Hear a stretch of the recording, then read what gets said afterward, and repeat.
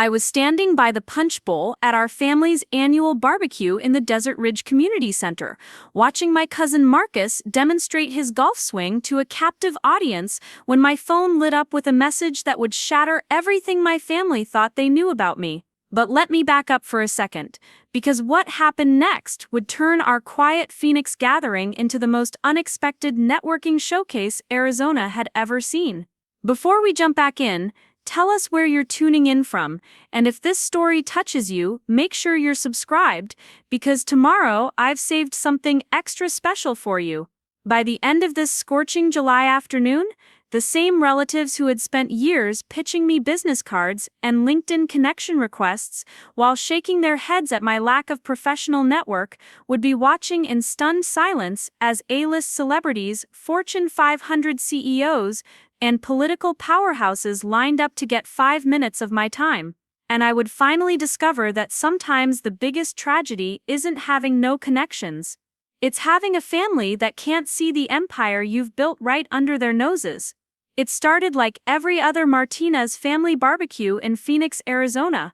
The same folding tables arranged under the ramada at Desert Ridge Community Center, the same papel picado fluttering in the desert breeze, and the same uncomfortable conversations about my career that made me want to disappear into the Sonoran Desert. The July heat was already pushing 95 degrees at noon, but that never stopped the Martinez family from gathering for our monthly dose of well-intentioned career advice and thinly veiled disappointment. "So Danny," my cousin Marcus said, adjusting his Rolex while somehow managing to look perfectly pressed despite the Arizona sun, "still doing those little party planning gigs?" He said it with that particular blend of pity and superiority that I'd grown to expect from family gatherings. Marcus owned Rivera Real Estate, with 3 offices across the valley and a BMW that he'd somehow worked into every conversation since buying it last spring. I forced a smile and nodded, taking a sip of my horchata. "Something like that.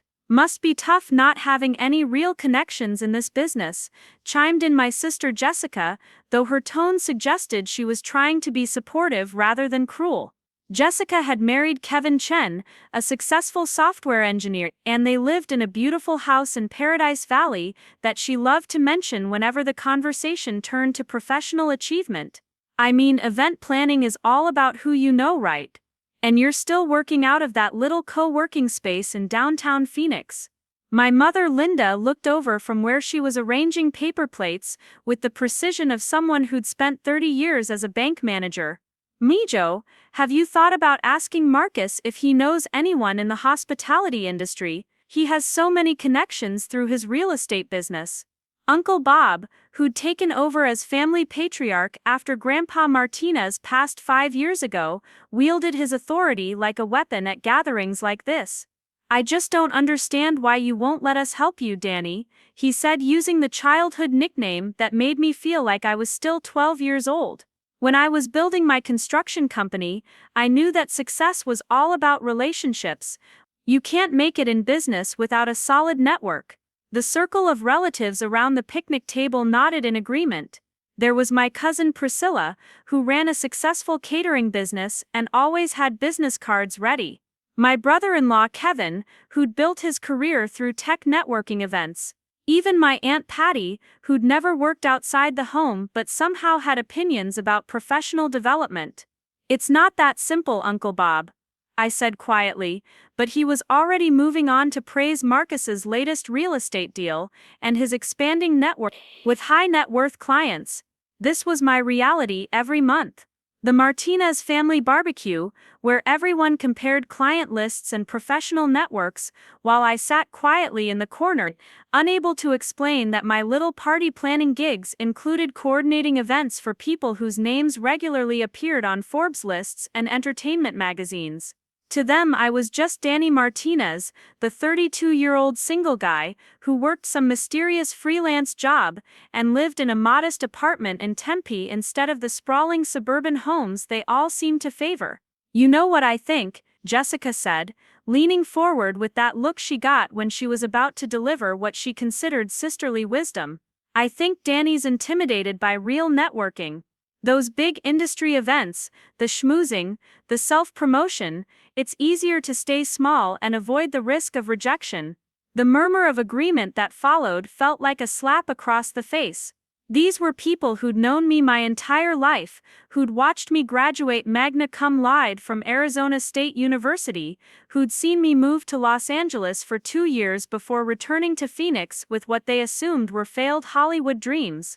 But somewhere along the way, my silence about my actual client list had become proof of my professional inadequacy in their minds. I was about to excuse myself to check on my car, my usual escape route at these gatherings, when my phone buzzed insistently. It was a text from Tyler Brooks, my business partner, and the only person who knew the full scope of what we'd built over the past 8 years. Emergency, Victoria Sterling's team just called.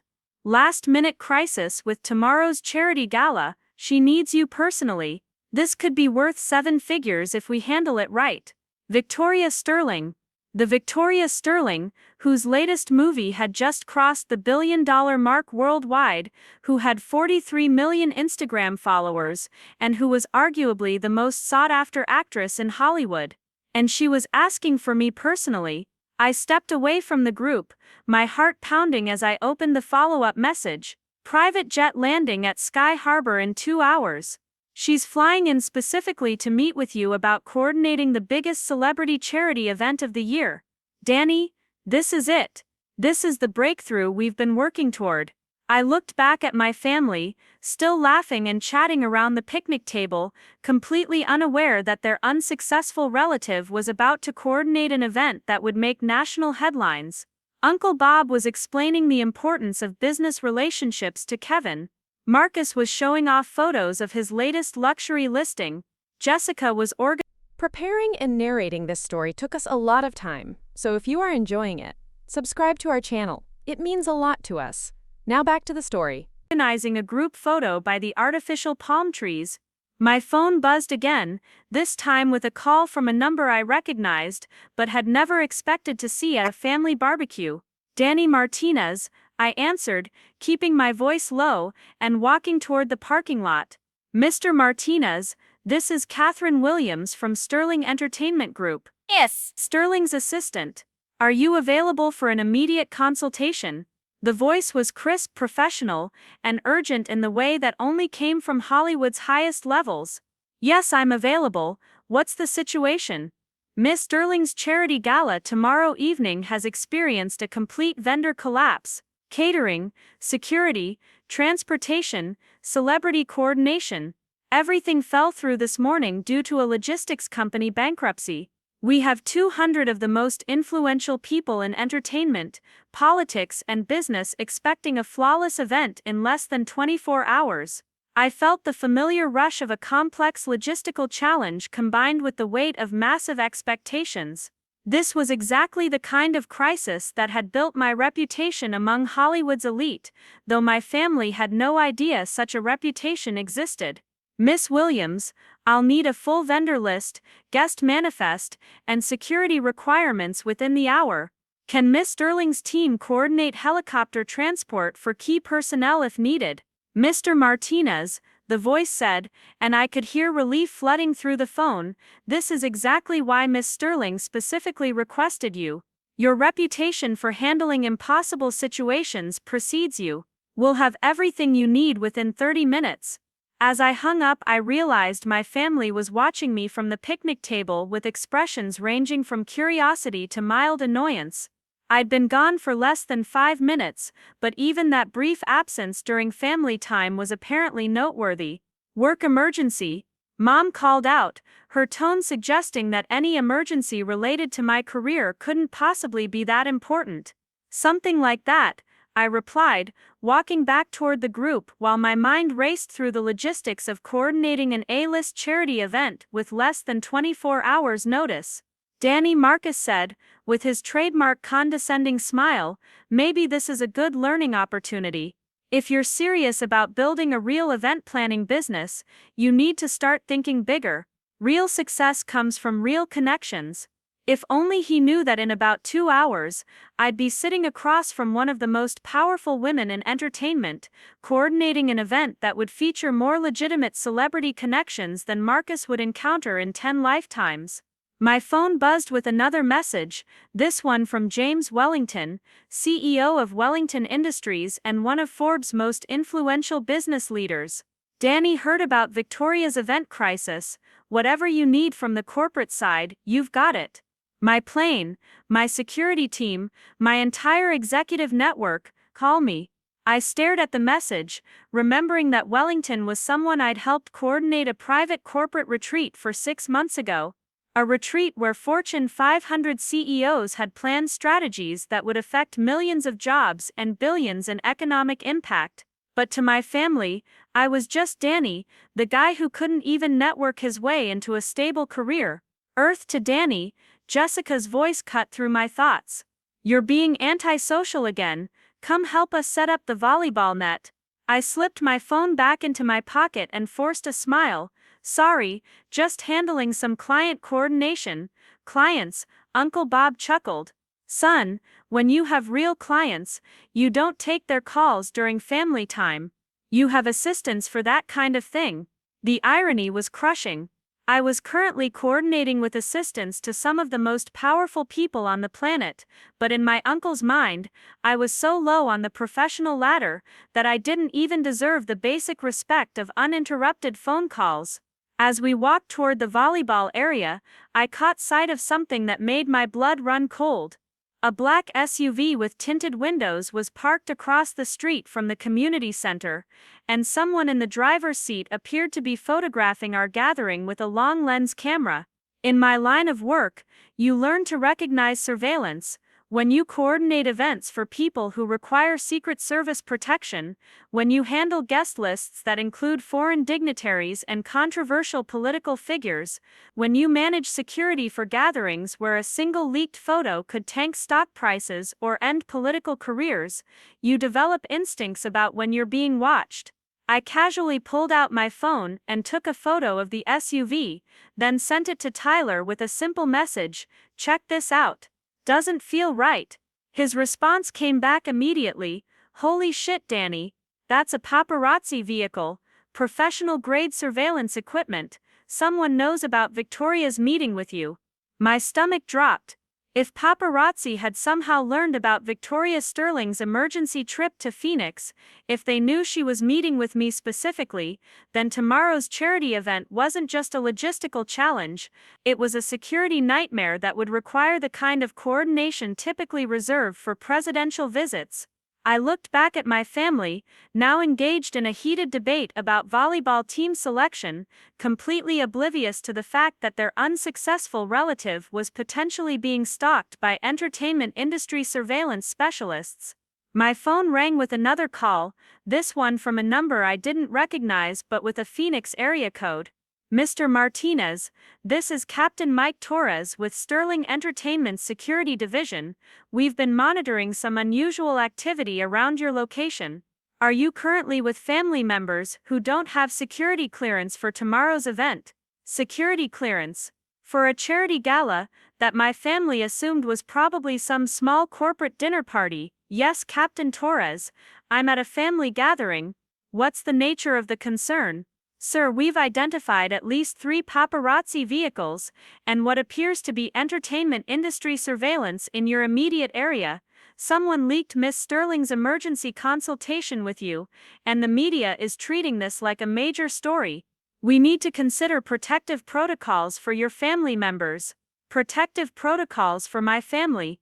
The same people who'd spent the last hour explaining to me why I needed to build better professional relationships were potentially going to require bodyguards because of the relationships I'd actually built. "Captain, what's your recommendation?" "Sir, we're prepared to establish a discreet security perimeter around your family gathering while you handle the consultation with Miss Sterling. But Mr. Martinez, once this story breaks, your cover as a small-time event planner is blown.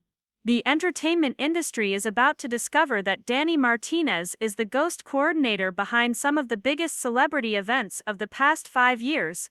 As I hung up, I watched Marcus demonstrate his latest networking technique to Kevin, while Jessica organized everyone for group photos. In about 6 hours, every major entertainment and business publication would be running stories about the mysterious event coordinator who'd somehow built the most exclusive client list in Hollywood while operating out of a modest Phoenix co-working space. The same family members who'd spent years pitching me their business cards and offering networking advice were about to discover that I'd been quietly building an empire of A-list connections that made their professional networks look like high school graduation parties. But first, I had to figure out how to coordinate a celebrity charity event with national security implications while pretending to care about volleyball team assignments and my cousin's latest real estate triumph. The most challenging part wasn't going to be managing Hollywood's biggest stars or coordinating with Fortune 500 CEOs. It was going to be explaining to my mother why black SUVs with government license plates were about to surround our family barbecue. Part 2. The family dynamic establishment. Walking back toward the volleyball setup, I could hear the familiar rhythm of Martinez family dynamics playing out like a well-rehearsed performance. Marcus was holding court near the picnic tables, regaling anyone within earshot about his latest real estate conquest in Paradise Valley, while my mother moved between conversations with the practiced efficiency of someone who'd spent decades managing both customer relationships and family politics. The thing about success in Phoenix, Marcus was saying, gesturing with his bottle of Corona, is that it's all about timing and connections. You've got to know the right people in the right circles. That's how I landed the Hendricks account, $3.5 million listing, all because I met the right person at the right charity auction. Jessica nodded appreciatively while bouncing her 18-month-old daughter Sophia on her hip. It's exactly like Kevin's promotion to senior architect. He didn't just apply through normal channels, his networking contact at the engineering conference connected him directly with the hiring manager. Uncle Bob, despite being officially retired from his construction business, still commanded attention when he spoke about professional matters. His success building Martinez Construction from a one-man operation into a company that had worked on half the strip malls in Ahwatukee gave him credibility that nobody questioned. In my day, we called it relationship building, not networking, but the principle was the same. You can't succeed in isolation. Every major contract I ever landed came through someone I knew, someone who vouched for my work. Aunt Patty was arranging folding chairs in a semicircle, creating what she always called the conversation area, where family members could catch up properly. Despite never having worked in corporate America, Patty had developed strong opinions about professional development through years of observing her children's careers and listening to Bob's business stories. "Danny, Mijo, come sit down, we need to have a serious conversation about your future." The weight of that invitation settled on my shoulders like a familiar burden. Family conversations about my future had become a regular feature of these gatherings, and they always followed the same script. Well-meaning relatives would express concern about my apparent lack of professional progress, offer connections from their own networks, and gently suggest that maybe it was time to consider a more traditional career path. "I've been thinking," Mom said, settling into one of the folding chairs with the careful movement of someone whose knees had started protesting Arizona's heat, "about that conversation we had after Christmas. You mentioned wanting to expand your event planning business, but you said you didn't have the right connections to work with bigger clients." I had mentioned something like that, though it had been more about maintaining my cover story than expressing genuine professional frustration. The truth was that my bigger clients included people whose names regularly appeared on Entertainment Tonight, and whose security details required coordination with federal agencies. But my family's understanding of my career remained stuck in the realm of corporate holiday parties and wedding receptions. "Mom, I appreciate the concern, but things are actually going pretty well right now," I said, trying to strike the balance between gratitude and independence that had become my standard response to career interventions. Define pretty well, Marcus interjected with his trademark directness. Because from what I can see, you're still working freelance gigs without any stable clients, still living in that tiny apartment in Tempe, still driving that 10-year-old Honda. Danny, I'm not trying to be harsh, but success leaves visible traces. Where are the traces of your success? The question hung in the desert air like heat shimmer. Where were the traces of my success? They were scattered across magazine covers and red carpet events that I'd coordinated but never appeared in. They were reflected in bank accounts that I kept deliberately modest to avoid exactly these kinds of questions. They were hidden behind confidentiality agreements and security protocols that made traditional measures of success invisible to outside observers.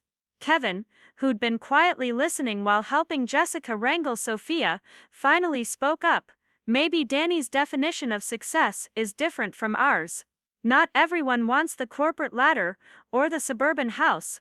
That's exactly the problem, Uncle Bob said, his voice carrying the authority of someone who'd built something tangible and lasting. Success isn't about personal preference, it's about building something that matters, something that provides security and stability. Danny's playing around with party planning, while the rest of you are building careers. The dismissal in his voice stung more than I expected. Party planning. If Uncle Bob only knew that last month's party planning had involved coordinating a private fundraiser where 3 sitting senators, 2 Supreme Court justices, and the CEO of the nation's largest defense contractor had discussed policy decisions that would affect millions of American jobs. But I couldn't explain that the guest list for my parties regularly included people who required Secret Service protection and background checks. Bob's right about one thing, Aunt Patty said, her tone gentler but no less concerned. Networking is everything in business. Danny, you're a smart guy, you're hardworking, but you're trying to succeed in a relationship-based industry without any relationships. It's like trying to build a house without tools. Jessica shifted Sophia to her other hip and leaned forward with the expression she'd worn since childhood, when she thought she had a solution to everyone's problems. You know what? I have an idea. My friend Amanda Foster is coming to dinner next week. She's in corporate event management for one of the big resorts in Scottsdale. She knows everyone in the Phoenix hospitality industry. I could introduce you. Amanda Foster. The name sounded familiar, though I couldn't immediately place it. Phoenix's event management community was smaller than people realized, and there was a good chance our professional worlds had intersected at some point, even if my family didn't know it. That's actually a great idea, Marcus said, warming to the networking theme that played to his strengths. Amanda's connected to all the high-end corporate clients. Hotels, resorts, major corporations doing executive retreats. Danny, this could be exactly the break you need to move up from small local events to real professional opportunities. The irony was suffocating. My family was trying to network me into the exact industry where I already operated at levels they couldn't imagine. It was like watching people try to give swimming lessons to a professional athlete who'd been hiding their Olympic medals. Mom pulled out her phone and started scrolling through her contacts. You know what else might help? I still have some connections from my banking days. People who organized corporate events, company parties, executive functions. I could make some calls, see if anyone's looking for event coordinators. Linda, that's perfect, Aunt Patty said enthusiastically, and I could reach out to the ladies from my church auxiliary. We're always organizing fundraisers and community events. It might not be glamorous, but it could help Danny build a portfolio. I watched my family mobilize their collective networking power on my behalf, each person contributing contacts and connections that they genuinely believed could transform my struggling freelance career into something respectable and stable. Their generosity was real, their concern was genuine, and their complete misunderstanding of my actual professional situation was both heartbreaking and absurd. What about the country club? Kevin suggested. My golf partner is on the events committee. They're always looking for coordinators for member parties, charity tournaments, that kind of thing. It's not huge money, but it's steady work with good connections. Uncle Bob nodded approvingly. Now you're thinking like a businessman. Start with steady clients, build relationships, expand from there. Danny, you could use the country club work to meet people who plan corporate events, maybe get some referrals to bigger opportunities. The country club. Last month, I'd coordinated a private political fundraiser at a country club in Paradise Valley, where the guest list included 2 former presidents, a Supreme Court justice, and enough Fortune 500 CEOs to fund a small nation's GDP, but in my uncle's mind, working country club events would represent a major step up from my current professional situation. My phone buzzed with another message from Tyler, update from Victoria's team. They want to fly you to LA tonight for advanced planning, private jet, full security detail, the works. This isn't just an event coordination anymore, Danny. This is Hollywood's biggest power players, betting their reputations on your ability to pull off a miracle. I glanced at the message, then looked back at my family, who were deep in conversation about the best strategies for building professional relationships in Phoenix's competitive event planning market. The disconnect between their perception and my reality was becoming surreal. The key is consistency, Marcus was explaining to Kevin, though his words were clearly directed at me. You can't just show up to networking events randomly. You have to become a familiar face, someone people remember and trust. That's how you build a real professional network. Familiarity, trust, professional network. These were concepts that described my actual career perfectly, but in contexts that my family couldn't imagine. When Victoria Sterling's team called me directly for emergency coordination, when Fortune 500 CEOs offered their private jets and security details for my events, when political figures trusted me with gatherings that required security clearances, it was because I'd spent 8 years becoming the most familiar and trusted face in their exclusive world. Jessica's phone rang, and she glanced at the screen with a smile. Actually, perfect timing. This is Amanda. Hey girl, what's up? She walked a few steps away from the group, bouncing Sophia while chatting with her networking contact, who might be able to help her unemployed brother get his foot in the door of Phoenix's event planning industry. Amanda says she'd love to meet you, Jessica called out after ending the call. She's heard good things about local event coordinators, and she's always looking for reliable partners for overflow work. Overflow work. The phrase would have been funny if it wasn't so representative of how my family viewed my professional capabilities. Amanda Foster, whoever she was in Phoenix's event management scene, was apparently in a position to offer me the overflow work that her more established business couldn't handle directly. Uncle Bob stood up and walked over to where I was sitting, placing his hand on my shoulder with the weight of patriarchal authority. Danny, I want you to take this seriously. Your family's trying to help you here. We're not trying to interfere or tell you how to live your life, but we can see that you're struggling professionally, and we have resources that could make a difference. Struggling professionally. The words echoed in my mind as I tried to process the reality that my family's understanding of my career was so far from the truth that they genuinely believed I needed their intervention to achieve basic professional stability. Bob's absolutely right, Mom said, her banker's pragmatism evident in her tone. Danny, you're 32 years old. It's time to start thinking about building something real, something sustainable. This freelance event planning thing has been fine as a starting point, but you need to start climbing the ladder. The ladder. In their minds, I was standing at the bottom of a professional ladder that I'd actually climbed years ago, though my position at the top was invisible to them because of the confidentiality requirements that came with coordinating events for Hollywood's most powerful figures. My phone vibrated with an incoming call from a number I recognized as belonging to the Four Seasons Resort Scottsdale. I declined the call, knowing it was probably related to tomorrow's emergency event coordination, but not wanting to take professional calls during family time. The irony wasn't lost on me that Uncle Bob had just criticized me for exactly this kind of professional behavior. See, that's what I'm talking about, Uncle Bob said, noticing my phone management. Real professionals have boundaries. They don't take random calls during family time unless it's a genuine emergency. If only he knew that every call I received these days qualified as a genuine emergency by most people's standards. When A-list celebrities need last-minute coordination, when Fortune 500 CEOs require immediate logistical support, when political figures need secure event planning, the definition of emergency takes on dimensions that most people never encounter. Marcus finished his beer and tossed the bottle into the recycling bin with the casual confidence of someone who'd never doubted his place in the world. Danny, here's the thing. Everyone in this family has built something visible and measurable.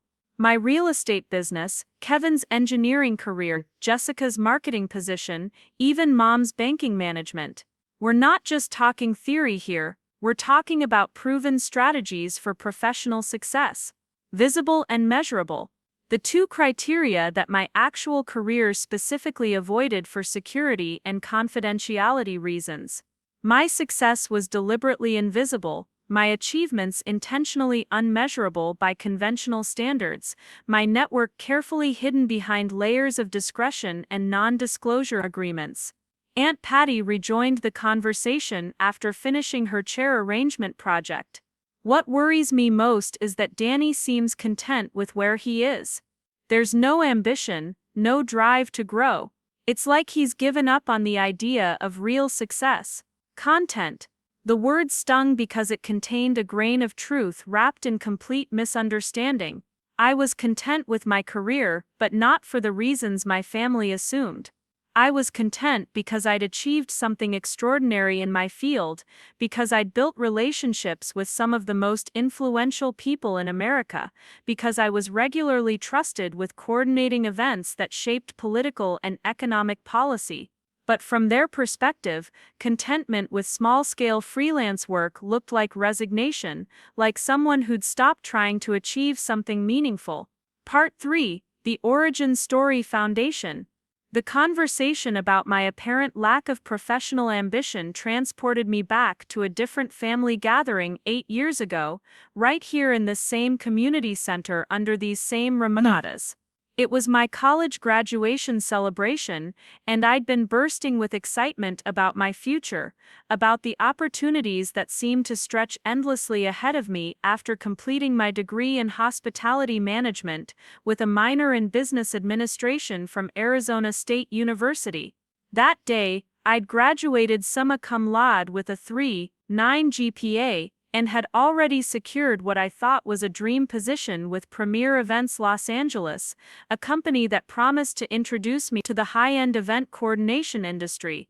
I couldn't wait to tell my family about my plans to move to California, to work with celebrity clients, to build a career in an industry that seemed glamorous and exciting. So what's next for our college graduate?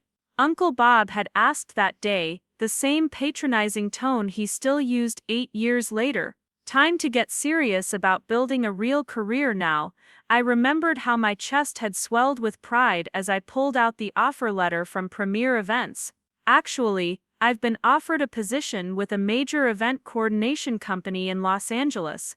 I'm going to be working with high-profile clients, managing celebrity events, really getting into the entertainment industry. The silence that followed wasn't what I'd expected. It wasn't impressed silence or proud silence. It was the kind of silence that comes before concerned intervention. Los Angeles, my father, who was still alive then, had said slowly, "Son, that's a tough city. A lot of young people go out there with big dreams and come back disappointed. But Dad, this is a real opportunity. It's an established company with major clients. This could be the start of something incredible." "Danny," my mother had interrupted gently, "entertainment industry jobs are notoriously unstable. People get fired on a whim, companies fold overnight, careers disappear without warning. Wouldn't you rather find something more secure here in Phoenix?" Marcus, who was 28 then, and had just started his real estate business, chimed in with his usual blend of brotherly concern and professional superiority. "Look, cuz, I get the appeal of the glamorous stuff, but real success comes from building something solid and local. Event planning is fine, but celebrity events, that's not a sustainable business model. Even my beloved grandfather Martinez, who passed away 3 years later, had looked concerned. Mijo, in my day, young men built their careers close to home, where family could support them and where they understood the community. Are you sure this Los Angeles thing isn't just running away from real responsibility? I had tried to explain about the networking opportunities, about the chance to learn from industry leaders, about the potential for building relationships with influential people who could shape my entire career trajectory. But the more I talked, the more skeptical they became. It's just that you're so bright, Danny, Aunt Patty had said, patting my hand like I was making a terrible mistake. We hate to see you waste that potential chasing Hollywood fantasies when you could build something real and stable right here in Arizona. Jessica, who was 24 then and had just started her marketing career, had been more direct. Danny, I think you're setting yourself up for disappointment. Celebrity event planning sounds exciting, but what happens when the novelty wears off? What happens when you realize you're just another assistant, trying to manage impossible people with impossible demands?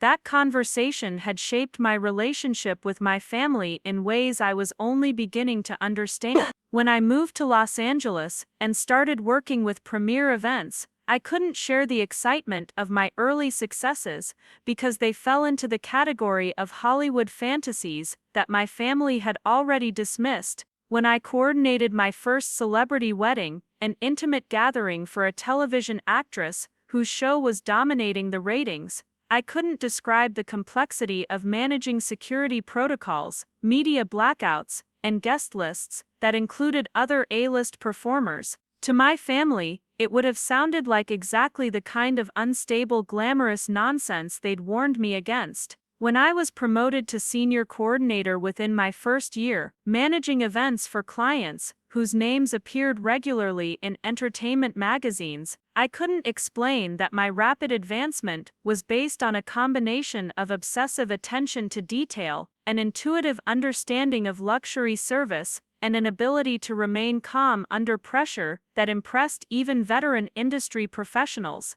The truth was, my career in Los Angeles had been everything I dreamed it would be, and more. Premier events introduced me to a world where logistics challenges involved coordinating with federal security agencies, where guest lists required background checks and diplomatic protocols, where successful event coordination could influence political campaigns, business mergers, and cultural movements. But from my family's perspective, my silence about specific achievements confirmed their suspicions that I was struggling in an industry known for chewing up and spitting out naive young professionals from small cities. The irony was that my reticence to share details wasn't about shame or disappointment. It was about the confidentiality agreements that came with coordinating events for people whose privacy was worth millions of dollars, whose business relationships required absolute discretion, whose personal lives were constantly under media scrutiny. When I organized a private political fundraiser where 3 sitting senators discussed legislation that would affect international trade policy, I couldn't tell my family about the complexity of coordinating security clearances, media blackouts, and transportation logistics for people who traveled with Secret Service details. When I managed a corporate retreat where Fortune 500 CEOs planned strategies that would determine the economic future of entire industries, I couldn't describe the challenge of creating an environment secure enough for discussions that could move stock prices with a single leaked detail. When I coordinated a charity gala where Hollywood's biggest stars raised $12 million for disaster relief in a single evening, I couldn't explain how managing celebrity egos, media coverage, and donation logistics required skills that most people never developed in traditional business careers. Instead,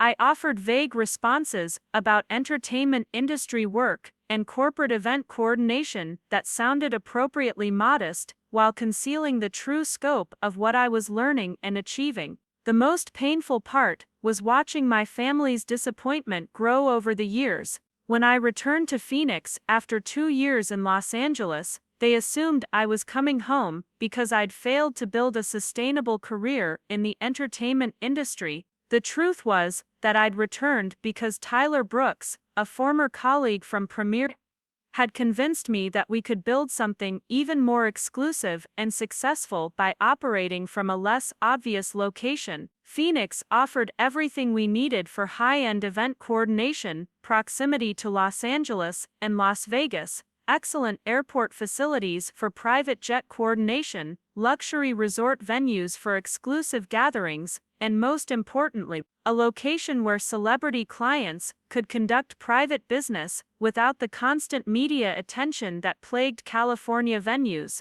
But my family saw my return to Arizona as confirmation that the Hollywood experiment had failed, that I was settling for local event planning because I couldn't make it in the big leagues. At my 30th birthday party 2 years ago, Uncle Bob had pulled me aside and offered to help me find real career opportunities through his construction industry connections. Danny, there's no shame in admitting that the entertainment thing didn't work out. You're still young enough to start over in something more stable. At Christmas last year, Jessica had suggested I consider going back to school for an MBA so I could finally transition into serious business management instead of party planning. Even my mother, who loved me unconditionally, would sometimes get that worried look when we talked about my future. I just want you to be happy, Mio, she'd say.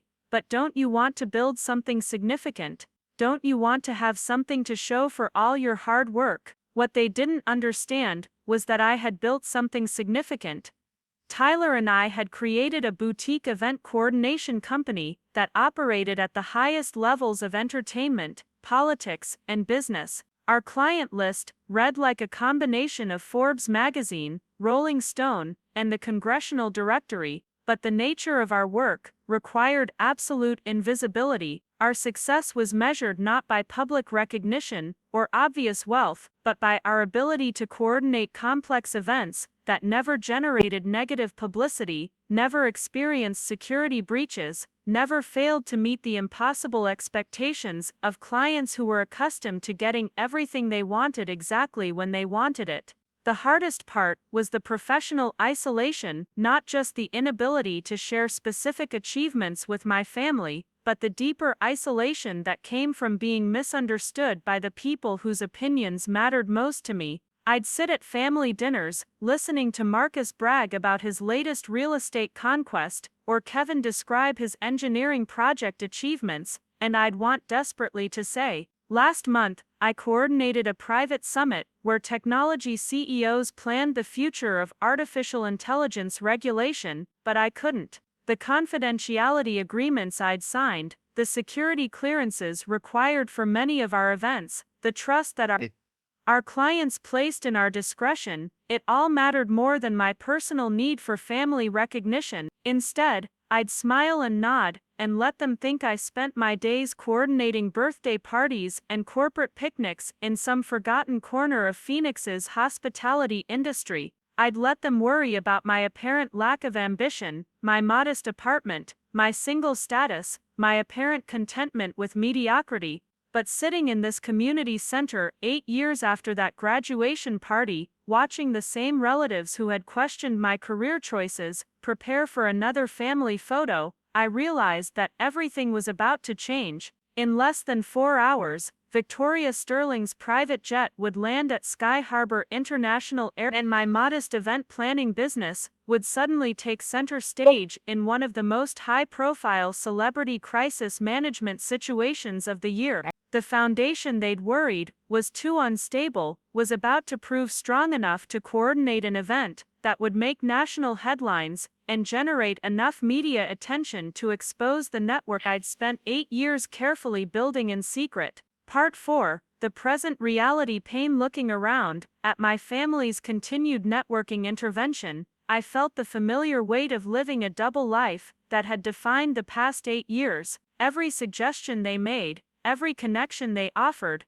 every piece of career advice they delivered with such genuine concern, only highlighted how completely they misunderstood what I'd actually built with my professional life. "You know what your real problem is, Danny," Marcus said, settling back into his folding chair with the confidence of someone who diagnosed countless business problems. "You're thinking too small. Event planning in Phoenix doesn't have to mean wedding receptions and corporate holiday parties. There's serious money in luxury event coordination, if you know how to position yourself." Luxury event coordination. The phrase would have been amusing if it wasn't so perfectly descriptive of what I actually did for a living. Last month's luxury event coordination had involved managing a private art auction where tech billionaires bid $47 million on pieces from a collection that most museums could never afford to display. "Marcus is absolutely right," Jessica agreed, shifting Sophia to her lap while the toddler played with colorful blocks. "Amanda was just telling me about some of the high-end clients her company works with. Resort executives, major corporations, even some entertainment industry people who come to Phoenix for private events." Entertainment industry people. If Jessica only knew that her brother's client list included 3 of the 5 highest-grossing actors in Hollywood, 2 Grammy-winning musicians, whose tours generated more revenue than most small countries, and a streaming service CEO, whose content decisions influenced global pop culture. Uncle Bob leaned forward with the expression he'd worn since my childhood when he was about to deliver what he considered essential life wisdom. "Danny, success in any business comes down to relationships and reputation. Right now, you're operating in isolation without either one. That's not sustainable long-term." The assessment was both completely wrong and painfully accurate. My reputation within my actual industry was so solid that celebrities requested me personally for crisis management. Fortune 500 CEOs offered their private resources to support my events, and political figures trusted me with gatherings that required congressional-level security clearances. But that reputation existed in a world that was completely invisible to my family, which meant that from their perspective, I appeared to have no professional reputation at all. "Here's what I don't understand," Kevin said, his engineer's mind approaching my career like a technical problem that needed systematic solutions. "Event planning is a relationship-driven business, but you seem to work entirely alone. How do you expect to grow without a team, without partners, without any kind of professional network?" Professional network. The irony was crushing. My professional network included people whose phone numbers were unlisted, whose personal assistants screened calls from senators, whose business decisions moved international markets. But because that network operated behind confidentiality agreements and security protocols, it appeared to my family that I had no professional connections at all. Mom stood up and began clearing empty plates with the efficiency of someone who'd spent decades managing both customer service and family dynamics. "What worries me most, Mio, is that you seem content with where you are. There's no ambition, no plan for growth, no sign that you want something more for yourself." Content with where I was. The observation stung because it contained truth wrapped in misunderstanding. I was content with my career, but not for the reasons my family assumed. I was content because I'd achieved something extraordinary in my field, because I regularly coordinated events that influenced political and economic policy, because I'd built relationships with some of the most powerful people in America. But from their perspective, contentment with modest freelance work looked like resignation, like someone who'd stopped trying to achieve something meaningful. Aunt Patty rejoined our conversation after organizing the dessert table, her face wearing the concerned expression she'd perfected over years of worrying about various family members' life choices. "Danny, we're not trying to interfere in your life. We're trying to help you see opportunities that you might be missing because you're too close to the situation, opportunities I might be missing." Tomorrow's emergency coordination with Victoria Sterling represented the kind of opportunity that most event planners would sacrifice careers to experience. A single successful event with her team could generate enough referrals to sustain a business for years. enough industry credibility to attract clients who typically worked only with internationally recognized coordination companies. But my family saw my current situation as someone missing opportunities, someone too isolated or inexperienced to recognize the business possibilities that surrounded him.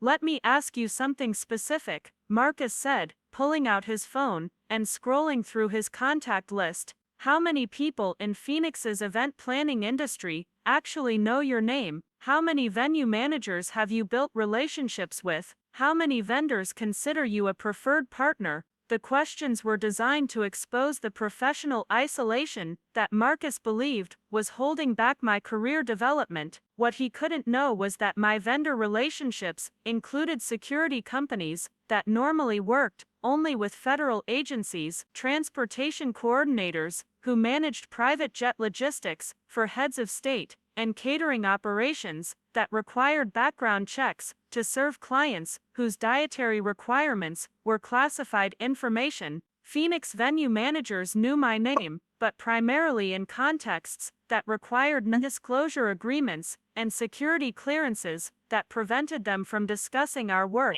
with other industry professionals. "I work with several established vendors," I said carefully, which was both true and completely inadequate as a description of coordinating with companies that provided services for people who traveled with Secret Service details. "Several," Jessica repeated with the tone she'd used since childhood when she thought I was being evasive. "Danny, several established vendors isn't a network, it's barely a starting point for someone who wants to build a real business. A real business." Tyler and I had built a business that generated more revenue per event than most Phoenix companies earned in entire quarters, but we maintained deliberately modest overhead and avoided the visible trappings of success that might attract unwanted attention from media outlets that specialized in exposing the private business relationships of high-profile clients. Our real business included retainer agreements with clients whose annual entertainment budgets exceeded the GDP of small nations, but those agreements required the kind of confidentiality that made our success invisible to outside observers.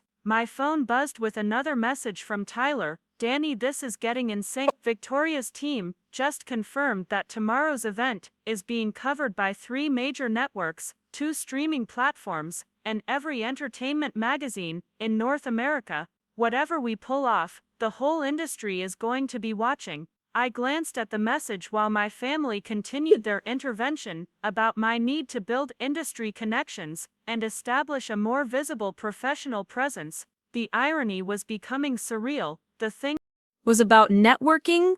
Uncle Bob continued, gesturing with the authority of someone who'd built something tangible and lasting, "is that it requires putting yourself out there, making yourself known in the community. You can't succeed by hiding in the shadows." Hiding in the shadows. The phrase perfectly described the operational approach that had made my actual career possible. My success depended on remaining invisible, on coordinating complex events without becoming part of the story, on building relationships with powerful people who valued discretion above almost everything else. But from my family's perspective, professional invisibility looked like failure to establish a meaningful presence in my chosen industry. "Bob's absolutely right," Mom said, rejoining the conversation after finishing her plate-clearing project. "Danny, you're a smart, capable person, but you're trying to build a career without any of the normal foundations. No business partnerships, no industry recognition, no professional visibility. That's not how successful people operate. No industry recognition." Last year, Tyler and I had received what amounted to the highest possible recognition in our field when a former president personally recommended our services to a tech CEO who was planning a private summit that would influence international trade policy. But that recognition came with security clearances and confidentiality requirements that made it invisible to anyone outside our immediate professional circle. Kevin, who'd been quietly observing the family intervention while helping Jessica manage Sophia's increasingly restless energy, finally spoke up with his characteristic directness. "Maybe we're approaching this wrong. Instead of telling Danny what he should be doing differently, maybe we should ask what he actually wants to achieve. What I actually wanted to achieve. The question was more complex than Kevin realized because my achievements were measured in ways that my family couldn't recognize or understand. I wanted to continue coordinating events that influenced policy and culture, to maintain relationships with people whose decisions affected millions of lives, to build something meaningful that served purposes larger than personal recognition or conventional success. But I also wanted my family to understand that their concerns about my apparent lack of ambition were based on misperceptions, that their interventions to help me build a more successful career were unnecessary because I'd already built something extraordinary. I want to build something that matters, I said finally, which was both completely honest and totally inadequate as an explanation of what I'd actually achieved. That's exactly what we're trying to help you do, Marcus said, with the patience of someone explaining obvious concepts to a person who was missing essential information.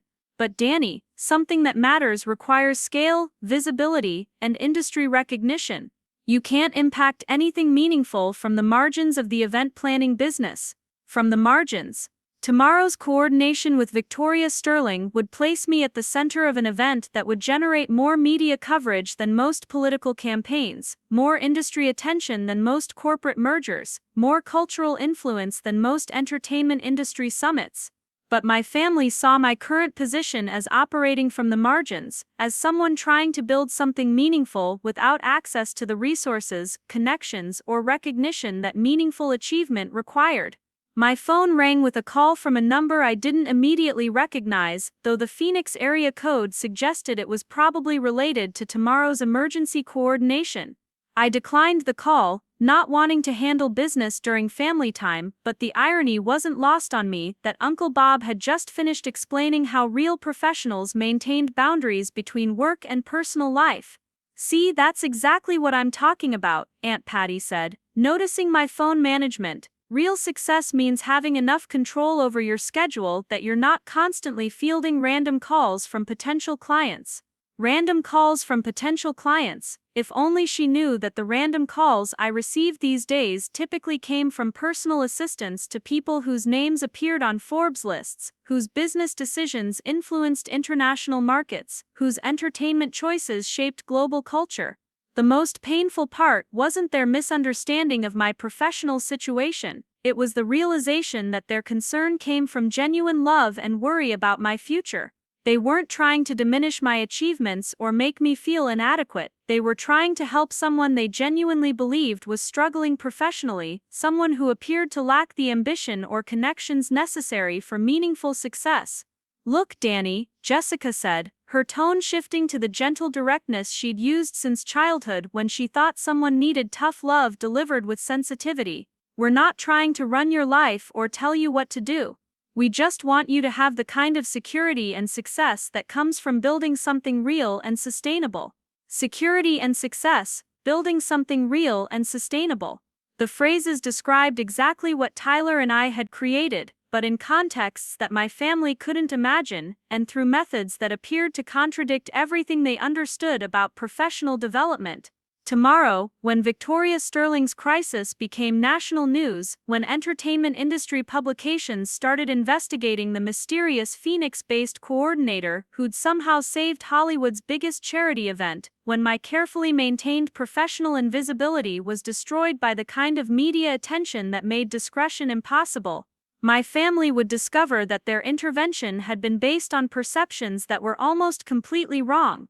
But first, I had to figure out how to coordinate a celebrity charity event with national media coverage while pretending to care about volleyball tournaments and my cousin's latest networking strategies. Part 5. The hidden world revealed. My phone rang again, this time displaying a number I recognized as belonging to Catherine Williams from Sterling Entertainment Group. The urgency of repeated calls during what should have been family time suggested that Victoria Sterling's emergency coordination had escalated beyond the initial crisis management I'd expected.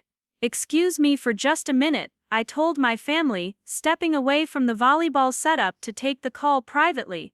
"This might be important."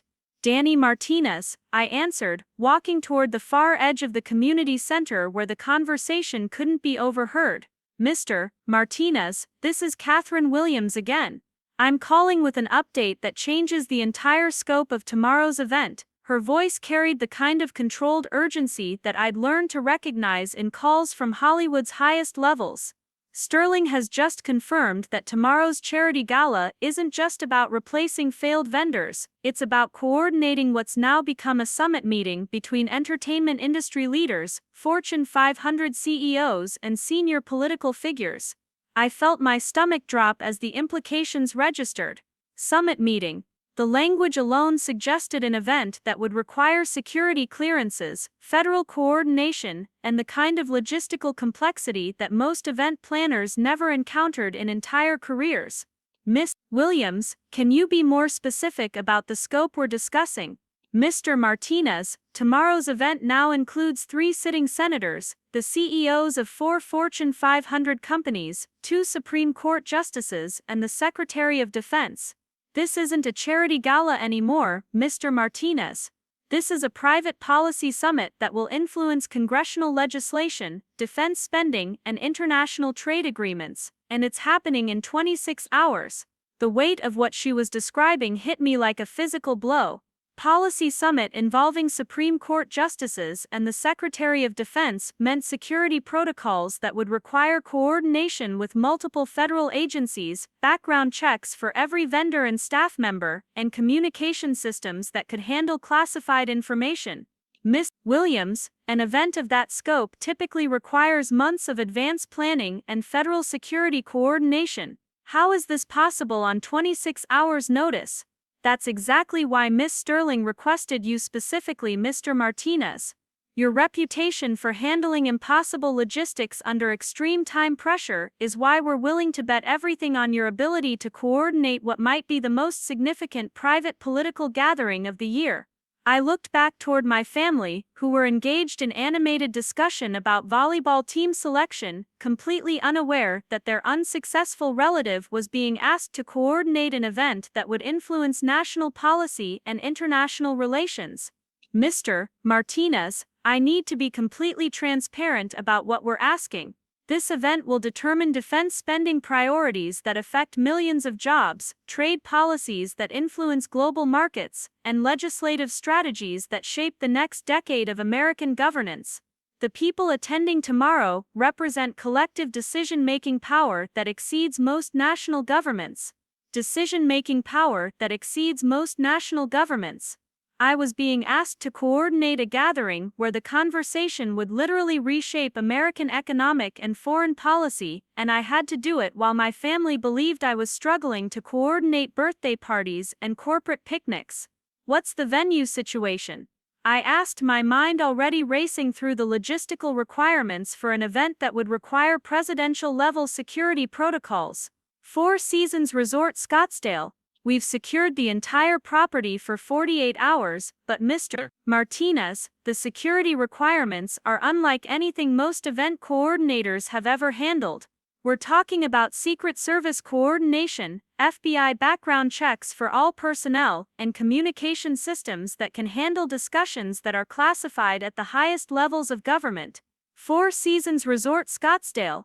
One of Arizona's most exclusive properties, but even their luxury accommodations would require significant modifications to handle an event where Supreme Court justices discussed legal strategies with defense contractors and Fortune 500 CEOs planned economic policies with sitting senators.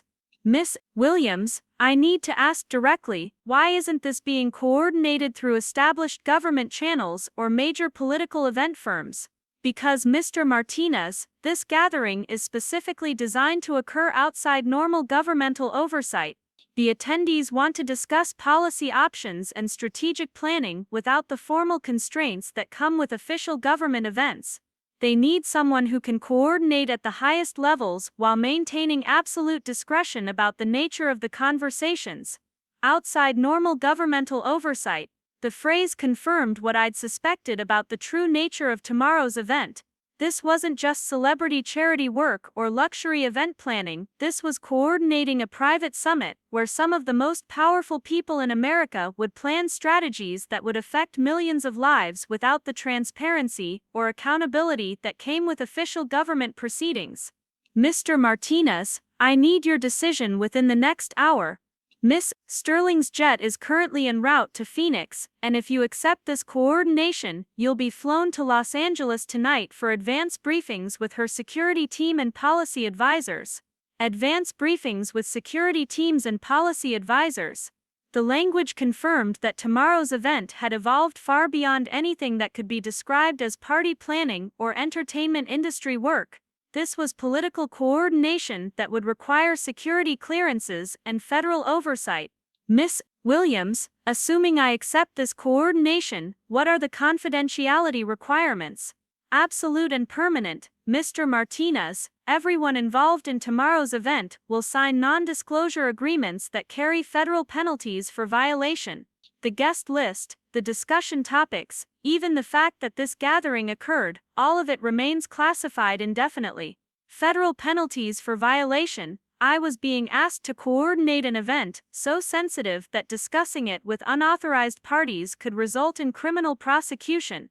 And I had to make this decision while my family continued their intervention about my need to build more visible professional relationships. I'll need to coordinate with my business partner and confirm our availability for an event of this scope, I said, buying time to process the magnitude of what was being offered. Mr. Martinez, I understand this is an enormous responsibility, but Miss Sterling specifically requested you, because of your track record, with high-stakes coordination under impossible circumstances. She believes you're the only event coordinator in the country who can handle this level of complexity while maintaining the discretion that tomorrow's discussions require. The only event coordinator in the country. The assessment would have been flattering if it wasn't so terrifying. Being trusted with coordinating conversations between Supreme Court justices and defense contractors meant accepting responsibility for logistics that could influence international relations and economic policy. Miss Williams, I'll have an answer for you within 30 minutes. Can you send me preliminary security protocols and guest manifest information so I can assess the full scope? Already being transmitted to your secure email, Mr. Martinez. And Mr. Martinez, thank you for considering this. Tomorrow's event could determine policy directions that affect millions of American jobs and international stability. The people attending believe you're the right person to ensure those conversations happen successfully. As I hung up, I realized that my family's intervention about my career development had just been interrupted by a coordination request that would place me at the center of one of the most significant private political gatherings in recent American history. I walked back toward the volleyball setup, where my relatives were still engaged in earnest discussion about the best strategies for building professional networks in Phoenix's competitive business environment. The disconnect between their perception of my career needs and the reality of what I'd just been offered was becoming almost surreal. Everything okay? Mom asked, noticing my expression as I rejoined the group. You look like that was a serious conversation, just some last-minute coordination issues, I said, which was both completely accurate and totally inadequate as a description of being asked to coordinate a secret policy summit involving Supreme Court justices and Fortune 500 CEOs. See, that's exactly what concerns me, Uncle Bob said, interpreting my phone call as evidence of the professional instability he'd been warning about. Real businesses don't operate on last-minute crisis management. Real success comes from building systems and relationships that prevent these kinds of emergencies. Last-minute crisis management. If Uncle Bob only knew that the crisis I was being asked to manage involved coordinating discussions between some of the most powerful people in America about policies that would influence international markets and defense spending priorities. Marcus looked up from his volleyball preparation with the expression he wore when he thought he'd identified a business problem that needed systematic solutions. Danny, how often do you get these emergency calls? Because if it's happening regularly, that suggests you're working with clients who don't plan properly or vendors who aren't reliable. Clients who don't plan properly. Tomorrow's emergency coordination existed because Supreme Court justices, Fortune 500 CEOs, and sitting senators had decided that American policy discussions needed to happen outside normal governmental channels, requiring the kind of discretion and security that only a handful of event coordinators in the country could provide.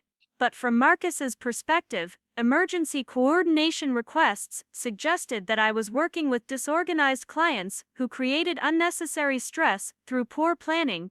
Jessica shifted Sophia to her other hip and leaned forward with concern. Danny, are you sure this freelance approach is sustainable? It sounds like you're constantly dealing with other people's crises instead of building stable, long-term client relationships. Stable, long-term client relationships. My client relationships included people who requested my services for events that influenced congressional legislation and international trade agreements, but those relationships were maintained through confidentiality agreements and security protocols that made them invisible to outside observers. My phone buzzed with an encrypted email notification indicating that Catherine Williams had transmitted the preliminary information I'd requested. I glanced at the notification, knowing that the attached files contained guest lists and security protocols that would require federal clearances to access. Danny, Aunt Patty said, noticing my continued phone attention, maybe you should consider setting better boundaries with your clients. Successful professionals don't allow work emergencies to interrupt family time unless it's absolutely critical. Absolutely critical. The irony was crushing. I was being asked to coordinate an event that would influence defense spending, international trade policy, and Supreme Court decision-making, but in my family's mind, no event coordination could possibly qualify as absolutely critical. Kevin, who'd been quietly observing the family intervention while helping Jessica manage Sophia's increasing restlessness, finally spoke up with his characteristic engineering logic. Maybe the real question is whether Danny's current business model is designed for growth or just survival, because from what I can see, it looks like he's constantly reacting to immediate demands instead of building something strategic and sustainable. Reacting to immediate demands instead of building something strategic. Tomorrow's coordination request represented the culmination of 8 years of strategic relationship building with Hollywood's most powerful figures, political leaders, and Fortune 500 executives. But because that strategy operated behind confidentiality agreements and security clearances, it appeared to my family that I had no long-term business strategy at all. My secure phone rang with a call from Tyler, and I knew I needed to coordinate with him about tomorrow's unprecedented opportunity before making any commitments to Catherine Williams and Victoria Sterling's team. I need to take this call, I told my family, walking back toward the parking area where I could discuss classified coordination requirements without being overheard. Tyler, I answered, please tell me you're sitting down. Danny, I've been monitoring the communications from Sterling's team, and this is beyond anything we've ever been asked to handle. Supreme Court justices, defense contractors, Fortune 500 CEOs, sitting senators. This isn't event coordination anymore, this is facilitating conversations that will determine American policy for the next decade. The confirmation from Tyler that he understood the magnitude of tomorrow's opportunity was both reassuring and terrifying. We'd built our business by gradually accepting increasingly complex coordination challenges, but tomorrow's event represented a quantum leap beyond anything in our previous experience. Tyler, can we actually handle something of this scope? The security requirements alone are going to involve federal agencies, background checks, classified communication systems. This is presidential-level logistics. Danny, that's exactly why they want us. Victoria Sterling's team has been investigating event coordinators across the country, and they believe we're the only operation that combines the discretion they need with the logistics capabilities they require. This is our chance to move from coordinating celebrity events to coordinating events that influence national policy. Coordinating events that influence national policy. The phrase captured both the opportunity and the responsibility that tomorrow's coordination would represent. Successful execution would establish us as the premier coordination company for America's most powerful private gatherings. Failure would end our careers and potentially compromise discussions that affected millions of lives. What's our timeline for decision making? I asked, watching my family continue their volleyball setup while I discussed coordination requirements that they couldn't imagine.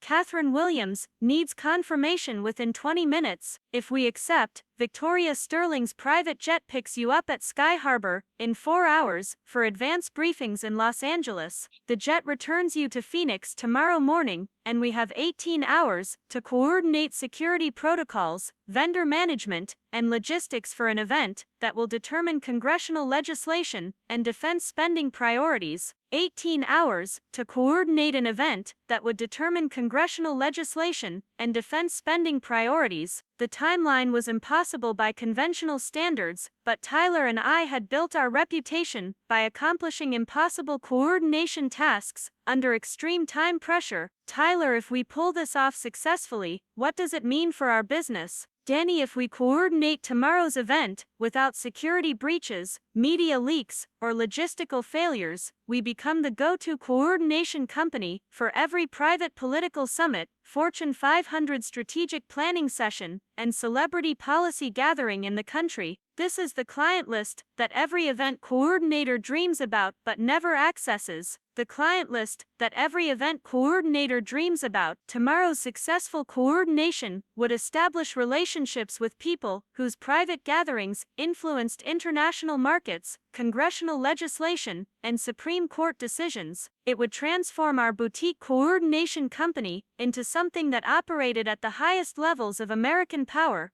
but it would also mean accepting responsibility for discretion and security that carried federal penalties for failure, managing logistics that required security clearances, and coordinating conversations that could reshape American policy for years to come. Danny, Tyler continued, I need to ask directly, are you ready for this level of responsibility? Because once we accept this coordination, there's no going back. We'll be trusted with information that's classified at the highest levels of government, managing relationships with people whose decisions affect millions of lives. The question forced me to confront the reality that tomorrow's coordination would fundamentally change not just our business, but my relationship with my family. Successfully coordinating an event involving Supreme Court justices and Fortune 500 CEOs would generate media attention that would expose the network I'd spent 8 years building in secret. My family would discover that their concerns about my lack of professional connections had been completely wrong, that their interventions to help me build a more successful career had been unnecessary, that their worries about my apparent contentment with modest achievements had been based on perceptions that were almost entirely inaccurate. Tyler, I'm ready. This is what we've been building toward for 8 years. Send confirmation to Catherine Williams. I'll coordinate with my family about the scheduling and be at Sky Harbor in 3 hours. Danny, congratulations. Tomorrow we coordinate an event that influences national policy. Tomorrow, we're no longer event planners. We're strategic coordinators for the most powerful private gatherings in America. As I hung up, I looked back toward my family, who were setting up volleyball nets while discussing the best networking strategies for building professional success in Phoenix's competitive business environment. In 3 hours, I'd be on a private jet to Los Angeles for security briefings about coordinating conversations between Supreme Court justices and defense contractors.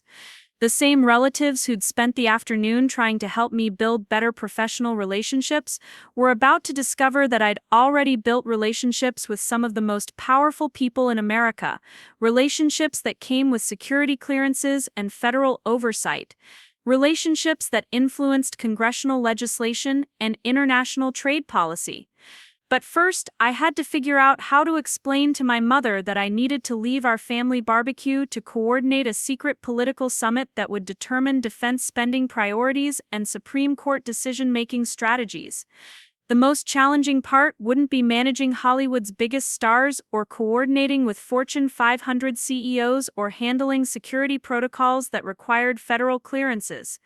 It would be watching my family's understanding of my career transform from concern about my lack of professional success to shock about the level of responsibility and influence I'd been quietly building for the past 8 years.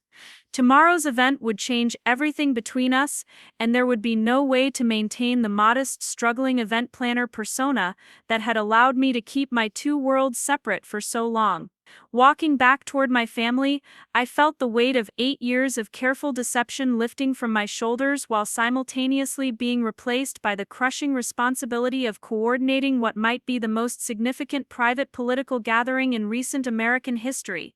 In less than 3 hours, I would need to excuse myself from our family barbecue to board Victoria Sterling's private jet for security briefings that would prepare me to facilitate conversations between Supreme Court justices and Fortune 500 CEOs about policies that would affect millions of American lives. The irony was overwhelming. My family had spent the entire afternoon trying to network me into the exact industry where I already operated at levels they couldn't imagine, offering connections and advice that were meant to help me achieve the kind of professional success I'd been quietly building for nearly a decade. "Danny, you missed the team selection," Jessica called out as I approached the volleyball area. "We put you on Uncle Bob's team with Marcus and Kevin. Hope that's okay." Uncle Bob's team. The same uncle who'd spent the last hour explaining why my career lacked the foundations necessary for real success, was now expecting me to participate in family volleyball while I prepared to coordinate discussions that would influence congressional legislation and international trade agreements.